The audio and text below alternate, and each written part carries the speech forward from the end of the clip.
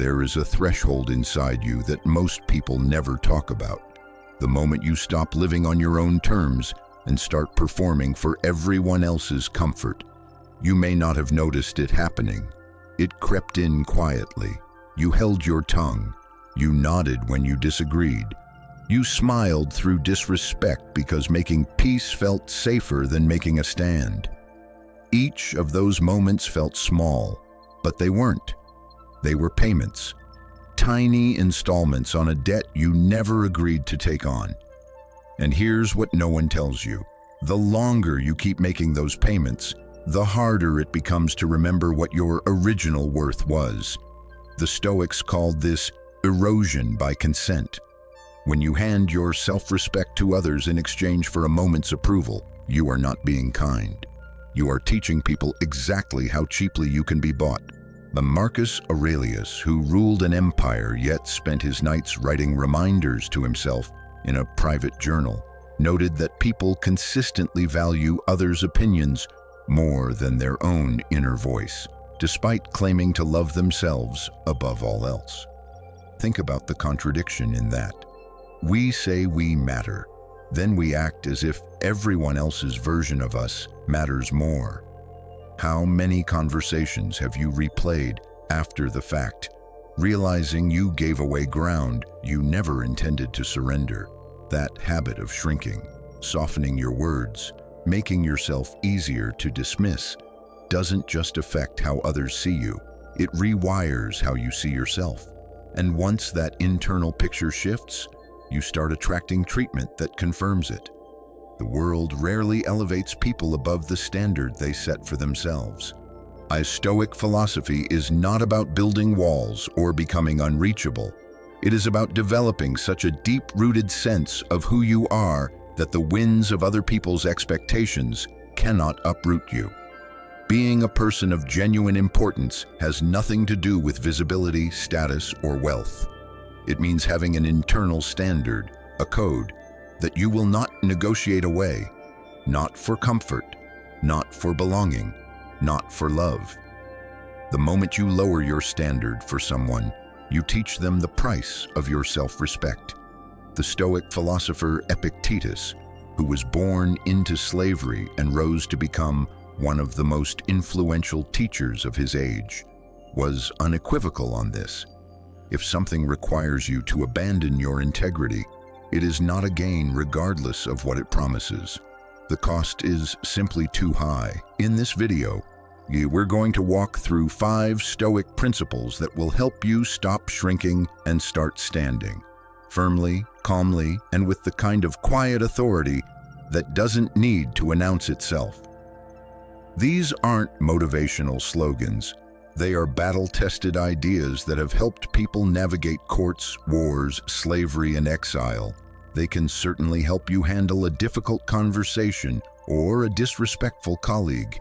Each of these 5 lessons builds directly on the one before it, so if you skip ahead, you'll miss the architecture that holds the whole thing together. You'll learn how to stop justifying your existence to people who weren't invited into your decisions. You'll learn how to disengage from attention-seeking without becoming cold. You'll learn that walking away isn't weakness. It's one of the highest acts of self-preservation available to you. And you'll discover that the 2 most powerful tools you have, your time and your words, are being quietly stolen from you every single day unless you choose to guard them. Picture a version of yourself who doesn't scramble to explain every choice, who doesn't rehearse conversations before having them, or dissect them afterward with dread. Someone who listens more than they speak, acts more than they argue, and moves through the world with the unhurried certainty of a person who knows exactly where they stand. That version of you is not some distant ideal. It is simply what you look like when you stop abandoning yourself. This is the promise of Stoic thought. Not that life becomes easier, but that you become harder to destabilize. And from that stable place, everything, your relationships, your work, your sense of purpose, begins to reorganize around a stronger center. If this feels like something you've been waiting to hear, Stay with me through every single section. Don't jump ahead.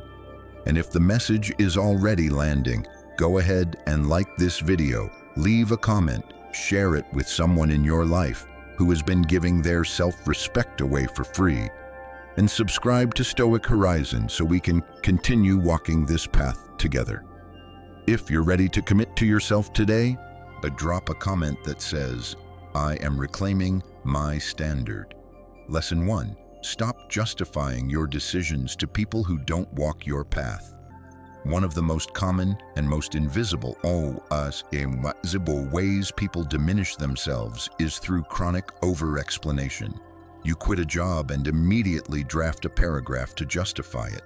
You change direction in life and spend the next 3 conversations defending the choice. You set a boundary and follow it with an apology. It feels like honesty. It might even feel like respect for others. But here is what it actually communicates. I do not fully trust my own judgment until you confirm it for me. Epictetus was direct about this. If you want to be a writer, write. He didn't add and then explain yourself to everyone who questions why. The Stoics understood that a life of integrity speaks for itself. The moment you begin issuing press releases about your own decisions, you open a courtroom where none was needed. Over-explanation is not a communication habit, it is a confidence leak. When you flood your choices with reasons and context, you are handing critics the exact blueprint they need to challenge you. You are signaling that your decision is provisional, that it requires outside endorsement to become real. And people, consciously or not, respond to that signal. They poke, they probe, they plant doubts they would never have thought to plant if you had simply moved forward without fanfare. Here's the difficult truth. Not everyone needs to understand what you're doing. Not everyone who asks deserves a full account. Most of the people you feel compelled to explain yourself to are not invested in your outcome. They will not be there when things go wrong, and they will not remember your reasons when things go right. So why are you using your most valuable mental energy to write a defense brief for their benefit? Think about it. When did you last feel the need to explain yourself to someone who genuinely had your best interests at heart? Stoicism is built on a foundational distinction between what is within your control and what is not. Other people's comprehension of your life falls squarely in the second category. Every hour you spend trying to make someone understand your path is an hour diverted from actually walking it. And that diversion is a quiet form of self-betrayal. When you stop over-explaining, you send a signal without words. You communicate, I trust myself enough to move without your endorsement. That is not arrogance. It is the natural expression of someone who has made a decision grounded in their own values and has no need to defend values to those who don't share them.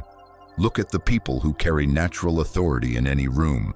They don't issue footnotes. They act, and the action is its own statement. The economy of their words creates a gravitational field. People lean toward them not because they are loud, but because they waste nothing. Here is a practical filter Stoicism gives you. Know your values clearly. Make decisions that align with those values. Let the decision stand on its own. Others may still question, others may still judge, but their judgment will now meet a wall it cannot penetrate, not because you are closed off, but because you are settled. The next time you feel that familiar pull to explain yourself, I pause and ask, does this person's approval change what I already know to be right?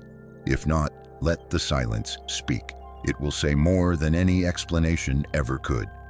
Seneca wrote that we should seek the company of people likely to improve us, not people who are likely to approve of us. Notice the difference. You do not owe your life story to people whose only function is to judge it. The person who requires an audience to validate every choice is a person who has outsourced their self-worth. The person who simply acts from conviction already carries their importance inside them where no one can take it. Cut the explanations. Speak when it serves a purpose. Stand by your choices without putting them to a vote. You will feel lighter within days, and your presence in any room will carry a different weight. Drop this below if it resonates. I no longer seek permission to be myself. Lesson 2. Refuse to compete for what should be given freely. There is a specific kind of exhaustion that comes not from working hard, but from chasing. Chasing someone's attention, chasing someone's approval, performing endlessly in the hope of being chosen, in friendships, in relationships, in professional settings. And the worst part is that the performance never ends, because the moment you stop, the connection evaporates, which tells you everything about what the connection was actually built on. When you compete for someone's attention, you have already decided that their approval is worth more than your dignity, and they will believe you. Marcus Aurelius understood that the inner world becomes what it repeatedly focuses on.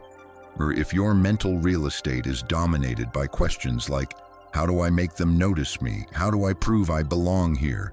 How do I earn a seat at this table? Then your behavior will carry the scent of that desperation.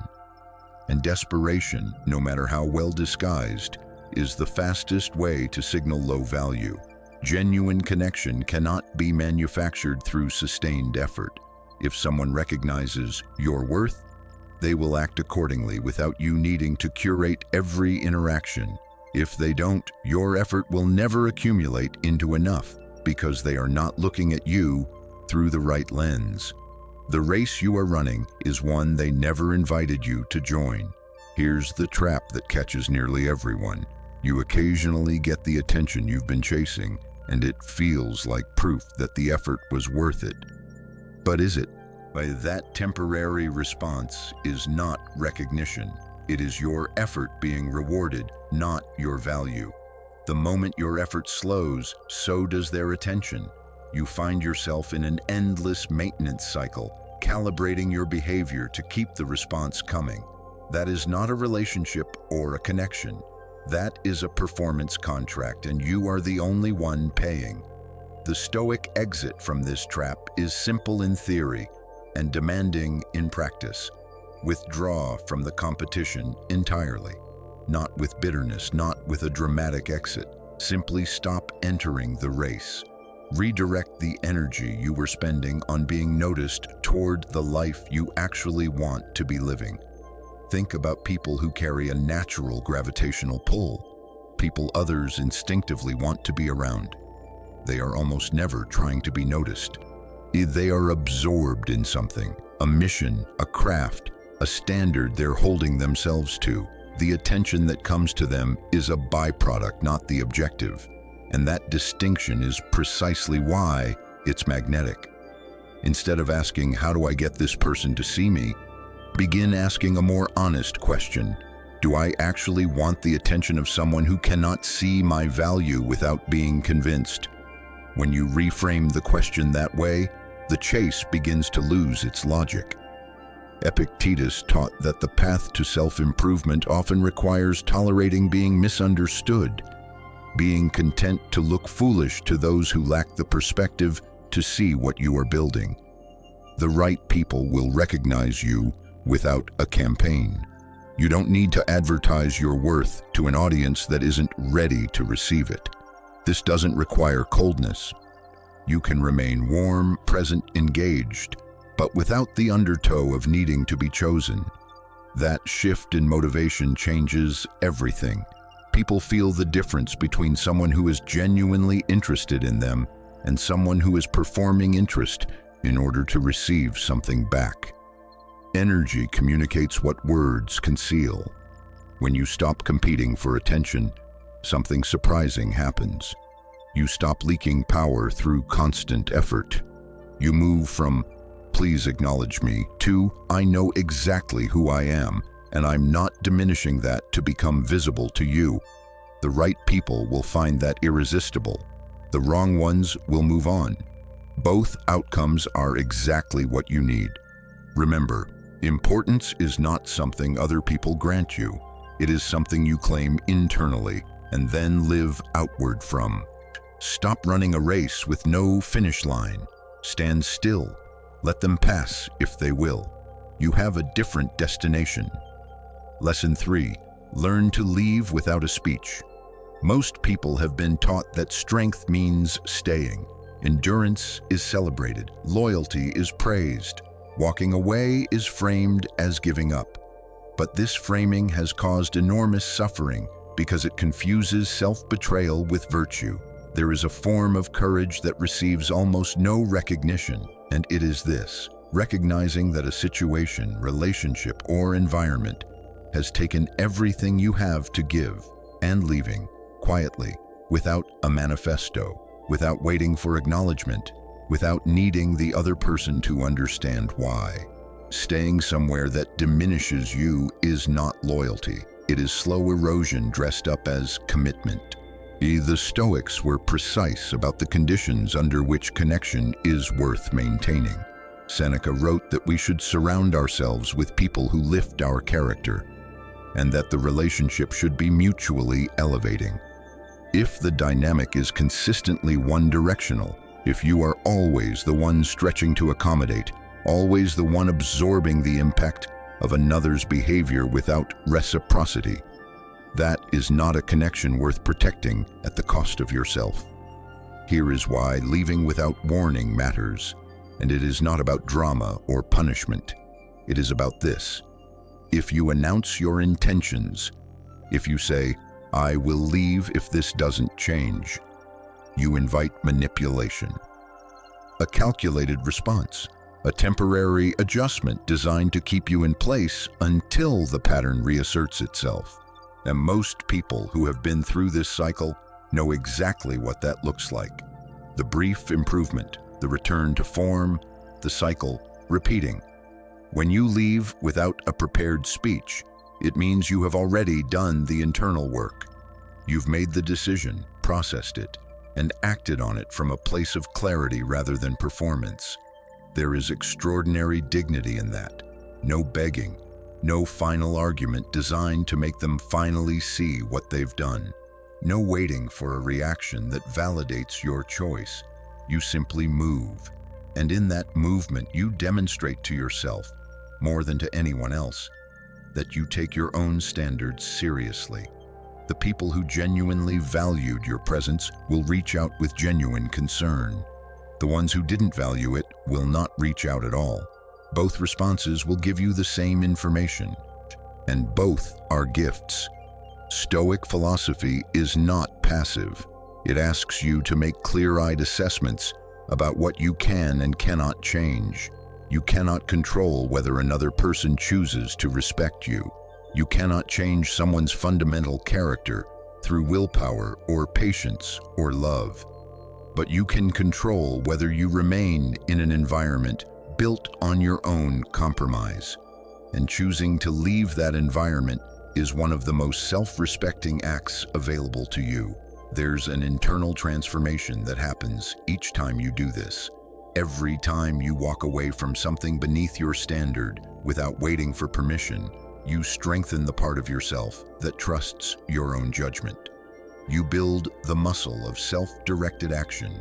You stop outsourcing your decisions to other people's reactions. This principle extends far beyond personal relationships.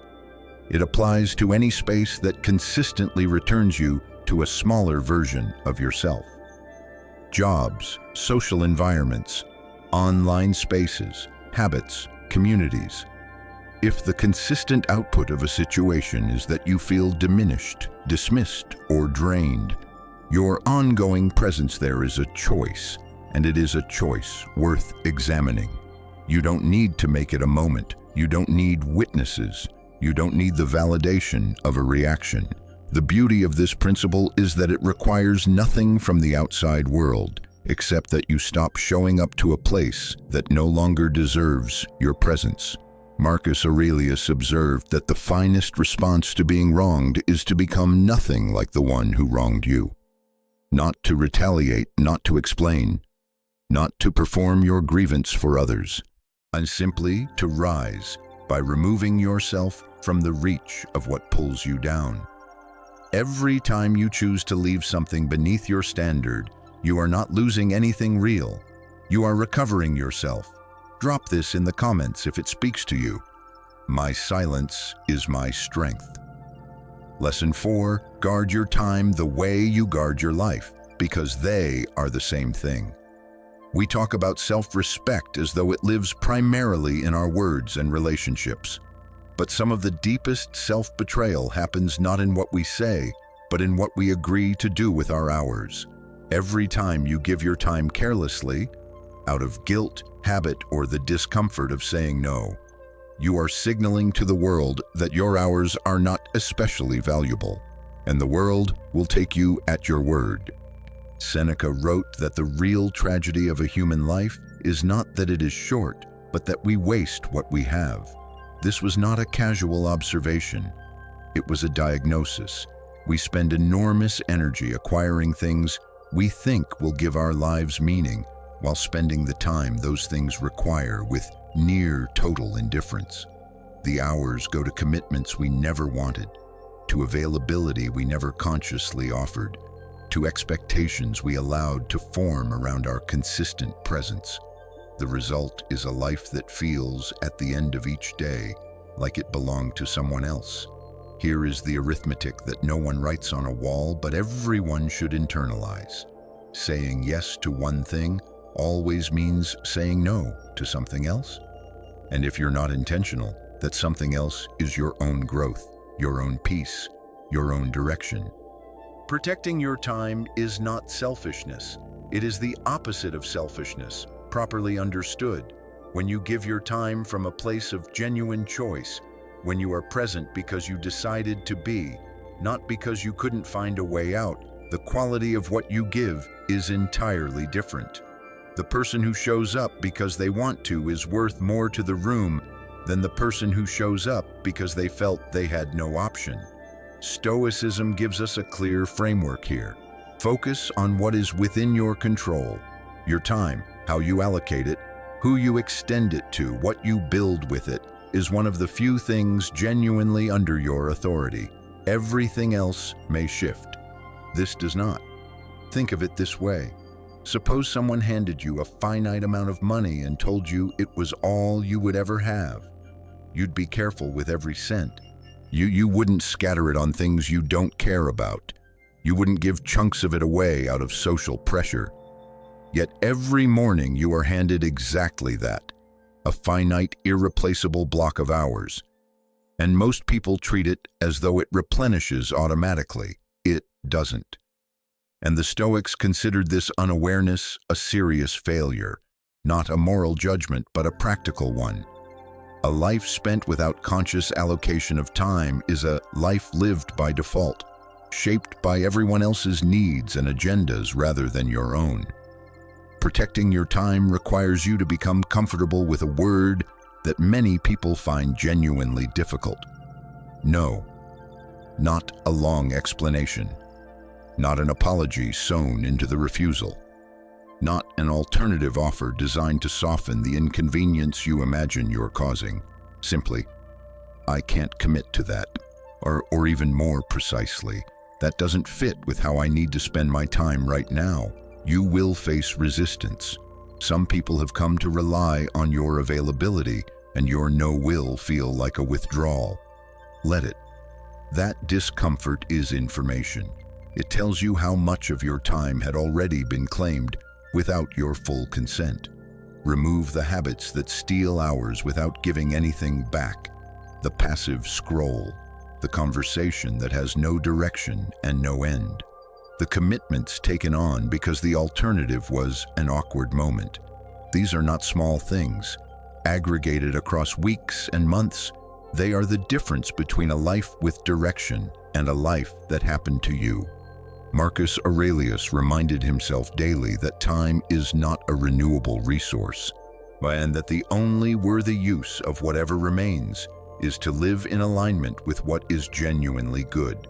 Not what is expedient, not what avoids friction, but what is true and considered and worthy of the life you have been given. Before you say yes to the next request on your time, ask yourself honestly, if I had 1 week left, would I spend any of it on this? That question cuts through most of the noise instantly. The more deliberately you protect your time, the more it will begin to feel like yours again. And the more it feels like yours, the less tolerance you will have for anything designed to drain it without adding anything back. If you're ready to treat your time as the finite treasure it actually is, leave this below. My time is mine. I spend it with intention. Lesson 5. Speak less. Mean more. Let silence do its work. We have developed a cultural reflex that equates speaking with presence, as though the person who fills the most silence must be the most important person in the room. The Stoics would have found that idea almost comically backwards. Zeno of Citium, the founder of Stoic philosophy, believed that language exists to serve truth and purpose and nothing else, not to fill uncomfortable gaps, not to assert dominance, not to manage how others perceive you in real time. When speech is untethered from those anchors, it doesn't amplify you, it dilutes you. Epictetus pointed to the physical design of human beings as a metaphor: 2 ears, 1 mouth. The instruction is built into the structure itself. Listen at twice the rate you speak. Observe before you respond. Let information settle before you issue a verdict on it. Every unnecessary word you speak is an opportunity for misunderstanding, for premature judgment, for diluting the impact of the words that actually matter. Think about the people whose voice carries real weight in any group, the ones whose opinion you genuinely want to hear. They almost never dominate the conversation. They are present without performing. They listen with the evident intention of actually understanding, not of formulating a counter. And when they do speak, the room adjusts, not because they are loud, but because their silence has created an expectation of quality. That effect is not accidental, and it is not a personality trait exclusive to particular people. It is the predictable outcome of choosing your words with intention rather than broadcasting every thought as it arrives. Speaking less is also a form of protection for your narrative, for your relationships, and for your energy. The more you give away in conversation, the more surface area others have to reshape the story of who you are. The person who shares selectively maintains authorship over their own image. The person who explains everything, defends everything, and fills every silence with information has handed that authorship over completely. There is also a direct connection between speaking without purpose and the core problem of this entire video: lowering yourself. When you fill silence with words to be noticed, when you overshare to seem relatable, over-explain to seem reasonable, or talk continuously to avoid being overlooked, you are acting from fear. Fear of being forgotten. Fear of being misread. Fear that your silence will be interpreted as emptiness. The deeper truth is exactly the opposite. People remember stillness. They remember the person who didn't need to fill every moment with proof of themselves. They remember presence, not the volume, not the word count, but the quality of the attention. Discipline in speech is discipline in self-respect. It communicates, I do not need to hand all of myself to you in order to be valuable. You will see my value in what I choose to offer, not in everything I reflexively scatter. And here is a practical dimension that matters enormously. Speaking with less frequency gives you time to think before you respond. Stoic philosophy consistently emphasizes the gap between what happens to you and how you respond. And that gap is where your character lives. When you respond too fast, you surrender that gap. You act on impulse instead of intention. The result is words you walk back, promises you can't keep, revelations you later regret. Insert a pause between what you hear and what you say. That pause is not weakness, it is precision. Marcus Aurelius gave himself a simple test before acting or speaking. Is it right? Is it true? If the answer to either question is no, he stopped. Imagine filtering every word through that single screen. How much falls away? How much cleaner and more powerful does what remains become? In practice, here is how you apply this. When you feel the pull to speak, especially in a charged moment, pause. Ask whether the contribution is necessary. Ask whether it adds or merely asserts. Listen not to respond, but to understand. Let pauses breathe in the conversation. Do not rush to fill them. Let your calm, grounded presence do the work that your words have been exhausting themselves trying to do. When you stop broadcasting and start transmitting, selectively, clearly, with genuine purpose, something shifts in how others receive you. You stop being noise and become signal. People lean in, they give more weight to what you say, and you, in return, feel the quiet power of a person who has nothing to prove and no need to perform it. Silence is not the absence of strength. It is strength finding its proper shape. Don't perform your importance. Don't announce it. Live in a way that makes it undeniable. Through the deliberate economy of your words, the steadiness of your presence, and the quality of your attention. Leave this below if it resonates. My silence holds power. My words carry weight. Losing yourself rarely happens in a single visible moment. It accumulates. A small compromise here, an unnecessary apology there, an hour given to someone who would not give 5 minutes back, a word swallowed when it deserved to be spoken. Over time, those small surrenders compound, and one day you look at your reflection and realize you don't fully recognize the person looking back. The Stoics were not offering an escape from the difficulty of being human. They were offering a set of anchors. Fixed points you return to when the current of other people's expectations tries to pull you under. Stop explaining yourself to people who don't walk your path. Refuse to compete for what should be given without performance. Learn to leave what diminishes you without ceremony and without apology. Guard your time as the only truly non-renewable resource you possess, and let your words carry weight by making them rare enough to deserve it. These 5 principles are not separate techniques. They are 5 faces of the same underlying commitment: to stop abandoning yourself in small daily ways. Importance, genuine, lasting importance, is not constructed from titles or the opinion of crowds. It is built in the small, private decisions you make every day about what you will and will not accept.